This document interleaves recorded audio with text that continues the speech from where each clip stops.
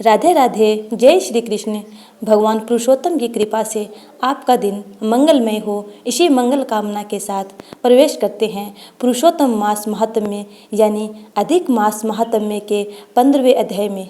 पीछे के अध्याय में हमने जाना कि सुदेव शर्मा ब्राह्मण कठोर तपस्या करता है, जिससे प्रसन्न होकर भगवान विष्णु प्रकट हो जाते हैं। अब आगे के वृत्तांत को हम इस अध्याय में जानेंगे। श्री नारायण बोले, नारद, सुदेव शर्मा ब्राह्मण हाथ जोड़कर गदगद स्वर से भक्त वत्सल श्री कृष्ण की स्तुति करता हुआ बोला, हे देव, हे देवेश, हे त्रिलोक्य को अभय देने वाले, हे प्रभु, आपको नमस्कार है। हे सर्वेश्वर, आपको नमस्कार है। मैं आपकी शरण हूँ। हे परमेश्वर, हे शरणागत वत्सल, मेरी रक्षा करो। हे जगत के समस्त प्राणियों से नमस्कार किए जाने वाले, हे शरण में आए हुए लोगों के भय का नाश करने वाले, आपको नमस्कार है।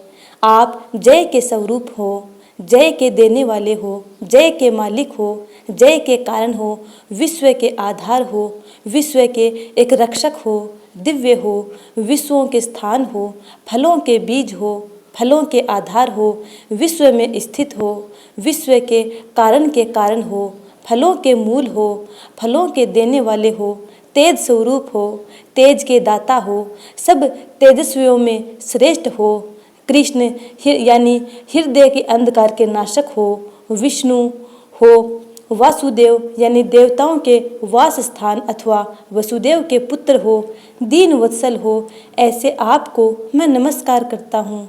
हे जगत प्रभु, आपकी स्तुति करने में ब्रह्मा आदि देवता भी समर्थ नहीं है। हे जनार्दन, मैं तो अल्प बुद्धि वाला मंद मनुष्य हूँ, किस तरह स्तुति करने में समर्थ हो सकता हूँ। अत्यंत दुखी दीन अपने भक्त की आप कैसे उपेक्षा करते हो। हे प्रभु, क्या आज संसार में वह आपकी लोक बंधुता नष्ट हो गई है। वाल्मीकि ऋषि बोले, सुदेव शर्मा ब्राह्मण इस प्रकार विष्णु भगवान की स्तुति कर हरि के सामने खड़ा हो गया। हरि भगवान उसके वचन सुनकर मेघ के समान गंभीर वचन से बोले। श्री हरि बोले, हे वत्स, तुमने जो तप किया वह बहुत अच्छी तरह से किया है। हे महाप्रज्ञ, हे तपोधन, क्या चाहते हो सो मुझसे कहो। तुम्हारे तप से मैं उस वर को तुम्हारे लिए दूंगा, क्योंकि आज के पहले ऐसा बड़ा भारी कर्म किसी ने भी नहीं किया है।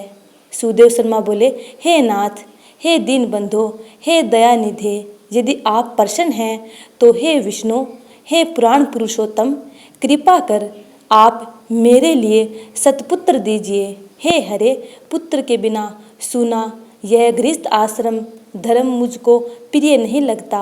इस प्रकार हरि भगवान सुदेव शर्मा ब्राह्मण के वचन को सुनकर बोले। श्री हरि बोले, हे द्विज, पुत्र को छोड़कर बाकी जो न देने योग्य है उनको भी तुम्हारे लिए दूंगा, क्योंकि ब्रह्मा ने तुम्हारे लिए पुत्र का सुख नहीं लिखा है। मैंने तुम्हारे भारत देश में होने वाले समस्त अक्षरों को देखा, उसमें 7 जन्म तक तुमको पुत्र का सुख नहीं है। इस प्रकार वज्र प्रहार के समान निष्ठुर हरि भगवान के वचन को सुनकर जड़ के कट जाने से वृक्ष के समान वह सुदेव शर्मा ब्राह्मण पृथ्वी तल पर गिर गया। पति को गिरे हुए देखकर गौतमी स्त्री अत्यंत दुखित हुई और पुत्र की अभिलाषा से वंचित अपने स्वामी को देखती हुई रुदन करने लगी। कुछ समय बाद धैर्य का आश्रय लेकर गौतमी स्त्री गिरे हुए पति से बोली। गौतमी बोली, हे नाथ, उठिए उठिए, क्या मेरे वचन का स्मरण नहीं करते हैं। ब्रह्मा ने भारत देश में जो सुख दुख लिखा है वह मिलता है। रमानाथ क्या करेंगे। मनुष्य तो अपने किए कर्म का फल भोगता है। अभाग्य पुरुष का उद्योग मरणासन पुरुष को औसत देने के समान निष्फल हो जाता है। जिसका भाग्य प्रतिकूल है उसका किया हुआ सब उद्योग व्यर्थ होता है। समस्त वेदों में यज्ञ, दान, तप, सत्य, व्रत आदि की अपेक्षा हरि भगवान का सेवन श्रेष्ठ कहा है, परंतु उससे भी भाग्य बल श्रेष्ठ है। इसलिए हे भूसुर, सर्वत्र से विश्वास को हटाकर उठिए और शीघ्र देव का ही आश्रय लीजिए। इसमें हरि का क्या काम है। इस प्रकार उस गौतमी के अत्यंत शोक से युक्त वचन को सुनकर दुख से कांपते हुए गरुड़ जी विष्णु भगवान से बोले।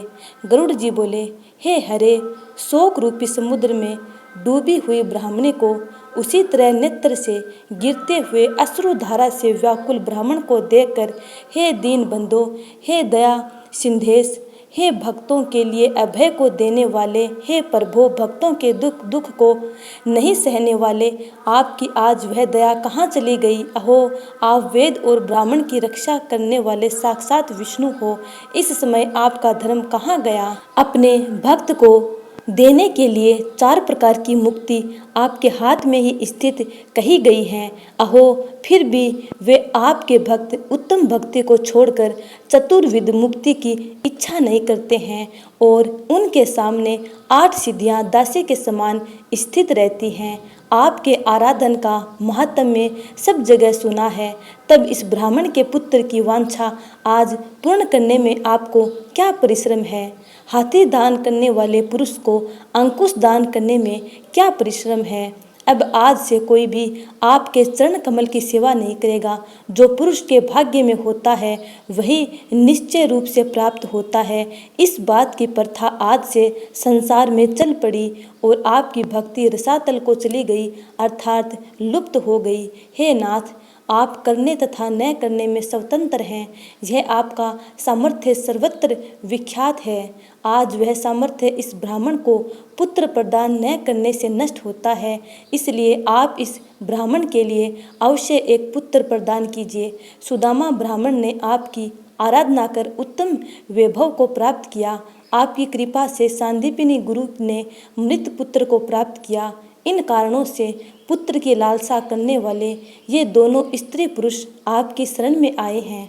श्री नारायण बोले।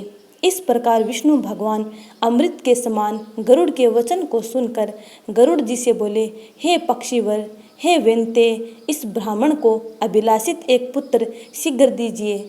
इस प्रकार अपने अनुकूल हरि भगवान के वचन को सुनकर गरुड़ जी ने अत्यंत प्रसन्नचित होकर उस पृथ्वी के देवता दुखित ब्राह्मण के लिए अनुरूप सुंदर पुत्र को जल्दी से दे दिया।